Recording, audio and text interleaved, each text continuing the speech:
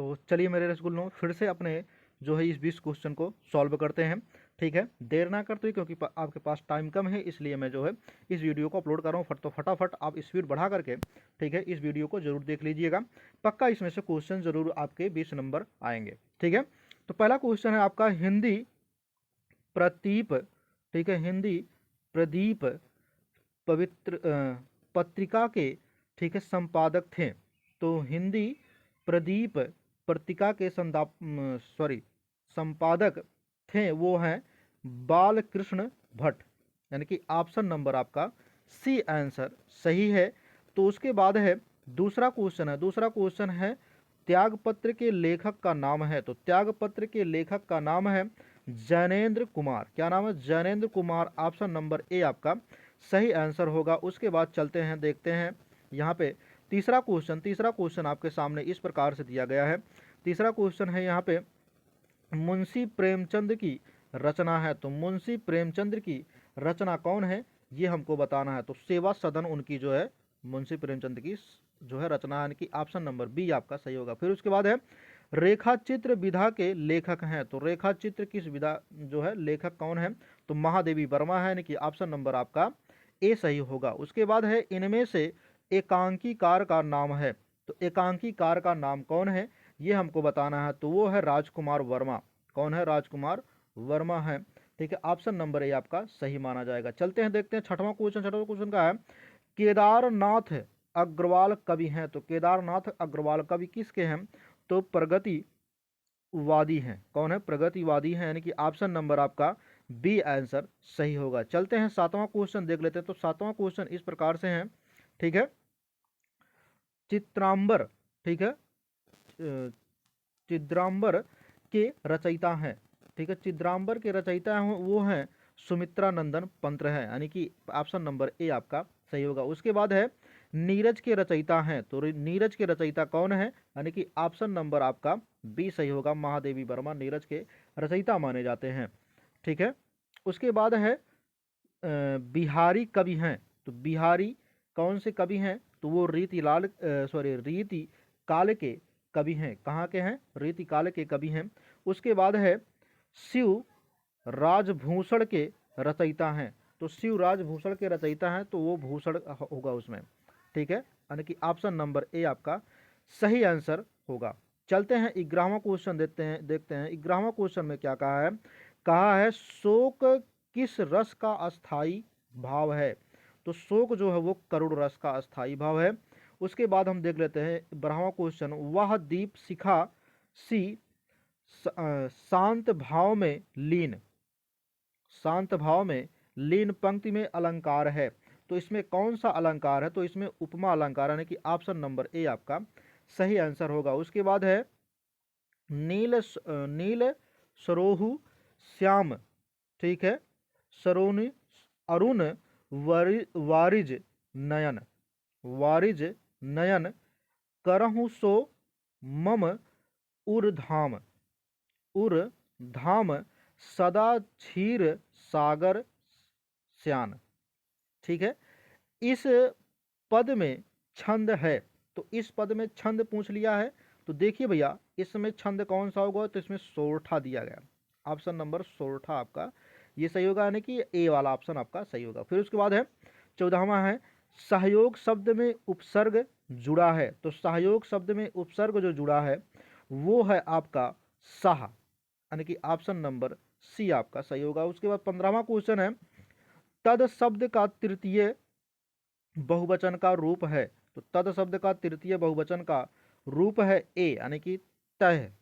ठीक है, तय है, जिसको बोल ऑप्शन नंबर ए आपका सही है। उसके बाद है 16वां है आपका माता पिता में समास है, जो कि एक बार क्वेश्चन पहले ही आ चुका है। तो माता पिता में समास जो होगा वो द्वंद्व समास होगा। ऑप्शन नंबर ए आपका सही होगा। चलते हैं इसमें देखते हैं, ठीक है, 17वां क्वेश्चन है चपला का पर्यायवाची, ठीक है, चपला का पर्यायवाची शब्द है। तो चपला का पर्यायवाची जो शब्द है वो है बिजली, बिजली। ठीक है, आइए देखते हैं 18वां क्वेश्चन। 18वें क्वेश्चन में कहा है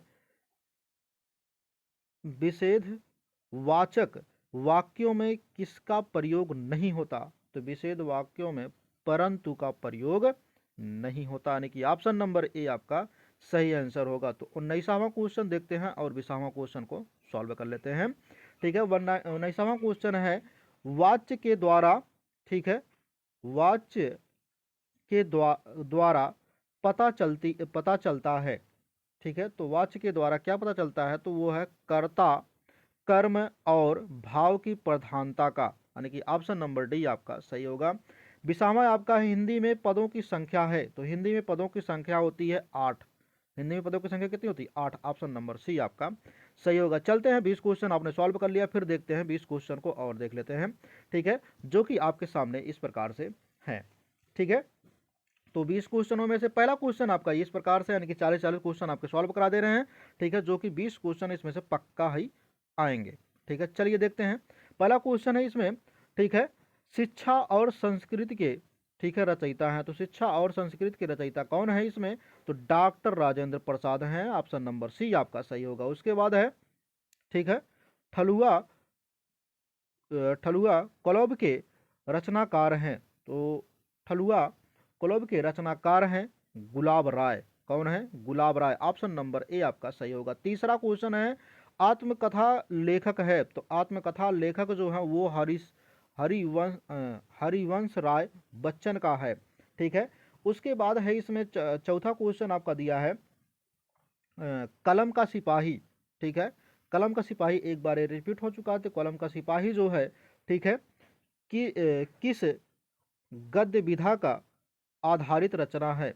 तो गद्य विधा का आधारित रचना जो है वो है जीवनी का है। ठीक है, आइए देखते हैं पांचवा क्वेश्चन। पांचवा क्वेश्चन आपके सामने इस प्रकार से पेश करते हैं। ठीक है, जो कि है निराला की साहित्य साधना के लेखक हैं। ठीक है, निराला जो है निराला किस की साहित्य रचना के लेखक हैं? तो वो निराला जो है, ठीक है, वो है राम विलास शर्मा। ठीक है, ऑप्शन नंबर आपका ये ए सही होगा। देखते हैं छठवां क्वेश्चन कहा है द्विवेदी युग के कवि हैं। तो द्विवेदी युग के कवि हैं मैथिली शरण गुप्त, यानी कि ऑप्शन नंबर ए आपका सही होगा। उसके बाद है इसमें 7वां क्वेश्चन है इसमें दिया है कविता में ब्रज भाषा का प्रयोग, किसका प्रयोग? ब्रज भाषा का प्रयोग किस युग की प्रवृत्ति है? तो ब्रज भाषा का प्रयोग भारतेंदु युग की प्रवृत्ति, यानी कि ऑप्शन नंबर सी आपका सही होगा। उसके बाद 8वां है आपका प्रयोगवादी कविता की प्रमुख विशेषता है। तो प्रयोगवादी कविता की प्रमुख विशेषता वो है ऑप्शन नंबर डी आपका सही होगा। यानी कि उपरोक्त सभी इसमें क्या होगा?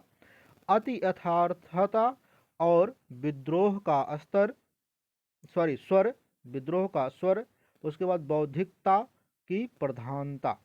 ठीक है, ये यानी कि इसमें से सब सही होंगे। चलते हैं देखते हैं 9वां क्वेश्चन। 9वां क्वेश्चन आपके सामने इस प्रकार से है। तो जो कि 9वां क्वेश्चन है रीतिकाल का समय है। तो रीतिकाल का कौन सा समय है?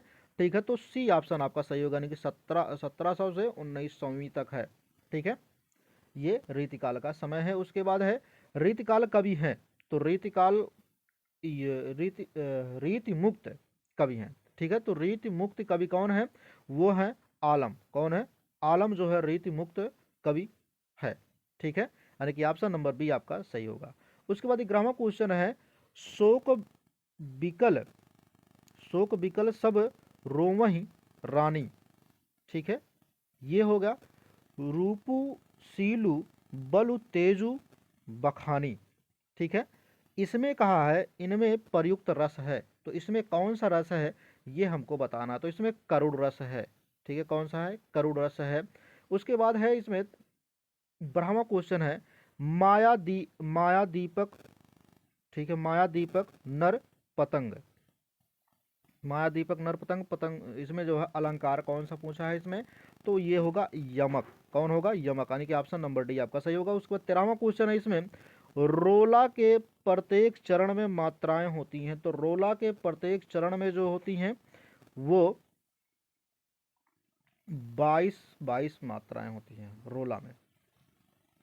ठीक, चलते हैं देखते हैं इसमें 14वां क्वेश्चन। 14वां क्वेश्चन आपके सामने इस प्रकार से जो कि हम पेश कर रहे हैं। 14वां क्वेश्चन है, ठीक है, अनुसरण शब्द में उपसर्ग है, तो अनुसरण शब्द में उपसर्ग इसमें क्या दिया है, यानी कि अनु है। ऑप्शन नंबर सी आपका सही होगा। उसके बाद 15वां क्वेश्चन जो कि है, ठीक है, उस्माद प्रतिपादिक के तृतीय एक वचन का रूप है, ठीक है, तो एक वचन का रूप वो क्या है, त्वय है, ठीक है, कौन है, त्वय, यानी कि ऑप्शन नंबर बी आपका सही आंसर होगा। ठीक है, देखते हैं 16वां क्वेश्चन। 16वां क्वेश्चन जो कि आपके सामने इस प्रकार से पेश कर रहे हैं, ठीक है, वे है भवानी शंकर पद में समास है, तो भवानी शंकर पद में समास कौन से है, ये हमको बताना है। तो भवानी शंकर में समास जो है वो है द्वंद्व समास, यानी कि ऑप्शन नंबर बी आपका सही आंसर होगा। उसके बाद है मनोज पर्यायवाची है, तो मनोज पर्यायवाची है वो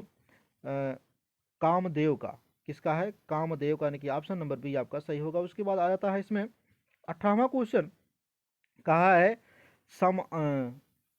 समान स्तर के दो या दो से अधिक, ठीक है, स्वतंत्र उपवाक्य जोड़े होते हैं, किसमें जुड़े होते हैं, तो ऑप्शन नंबर आपका सी सही होगा, यानी कि संयुक्त वाक्य में, किसमें जुड़े होते हैं, संयुक्त वाक्य में जुड़े होते हैं। और 19वां क्वेश्चन है आकर्मक, ठीक है, सकर्मक दोनों प्रकार की क्रियाओं का प्रयोग होता है, तो आकर्मक और सकर्मक क्रियाओं का प्रयोग होता है, ठीक है, कर्तव्यवाचक में, ठीक है, ये हो गया कर्ती वाचक में, ठीक है, ये हो गया। उसके बाद है इसमें 20वां क्वेश्चन। 20वां क्वेश्चन जो कि आपके सामने इस प्रकार से है, 20वां क्वेश्चन दिया गया है, ठीक है, संज्ञा पदों के परिचय में बताया जाता है, तो संज्ञा पदों के परिचय में बताया क्या जाता है, ये ऑप्शन नंबर बी आपका, यानी कि भेद लिंग वचन कारक क्रिया से संबंध बताया जाता है।